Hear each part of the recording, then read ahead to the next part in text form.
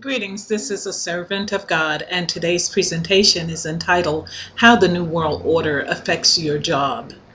People have slowly been being de-skilled in recent years. Mechanics no longer fix a problem so much as they replace the component. Body and fender men, they no longer beat panels so much as they replace plastic moldings. And this is happening in all trades. Of course, technological progress will bring about a certain degree of change, but de-skilling goes far beyond this. For example, many car parts now come as completely, totally enclosed units. If a small part breaks down, the entire unit must be replaced. Less skill is required to loosening a few screws and installing a new unit than it is to repair the component.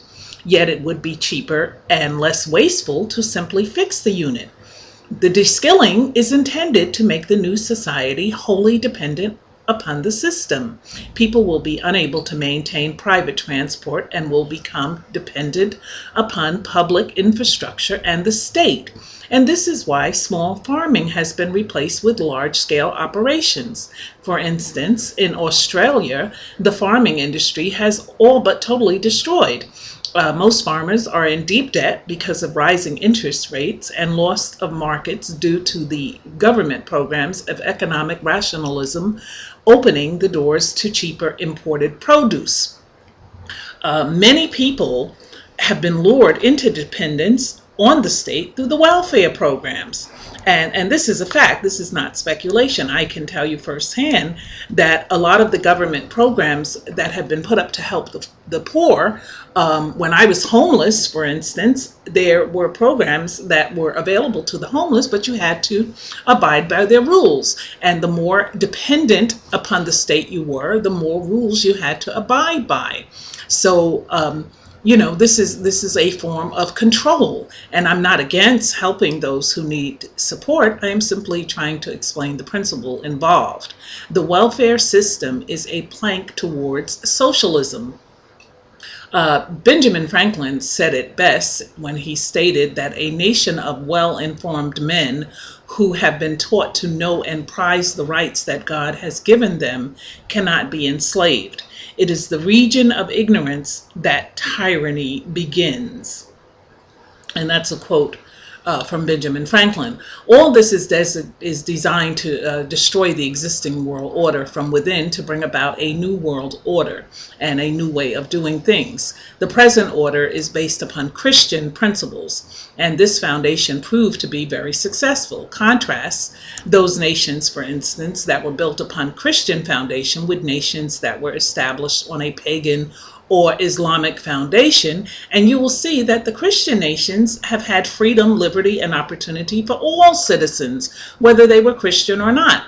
In these nations, the people have sovereign, inalienable, God-given rights, and government is responsible for protecting those rights. The rights of personal freedom, individual liberty, and private property are granted by an authority higher than man. Thus, this authority cannot be overruled by men. This is the foundation upon which the United States was built. These principles, they are the establishment, they are the ones that the establishment has attempted to squash. At the other end of the spectrum, we see the United Nations Charter and related documents wherein individual rights are a privilege granted by the government. That's a big difference. If our individual rights are a privilege granted by the government, then these individual rights can be taken away. Don't fall for that lie. They will not be. But every governance system that denies unalienable rights come from our Creator has been a system of slavery of the masses. So in other words, if they're denying that, God gives us the right, the rights that we have to live free and be free, and,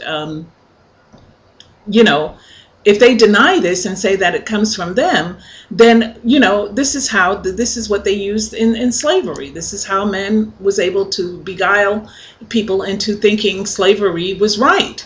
The Christian foundation has been intentionally eroded through mass manipulation and mind control techniques. So those of you who tell me that, I being a Christian, I'm following a man created religion, you're right to a certain degree because it has been manipulated.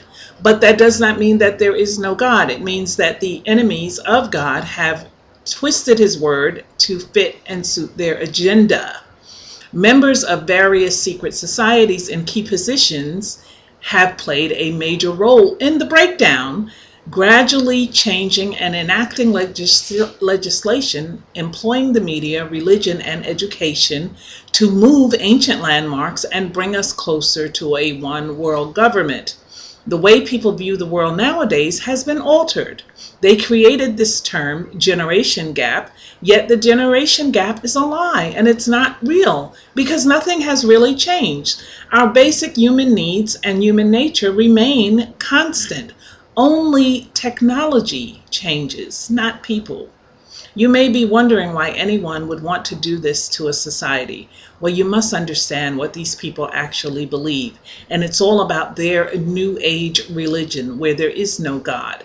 It is the do as thou wilt generation. And it matters little whether you believe in their religion or not. What matters is that they believe in it and it's going to affect you. As a servant of God, I pray for these people and I pray for the world. I thank you, those of you who listen and receive the message, and those of you who listen and refuse to receive it. I pray for you and I thank you. In Jesus' mighty name, amen.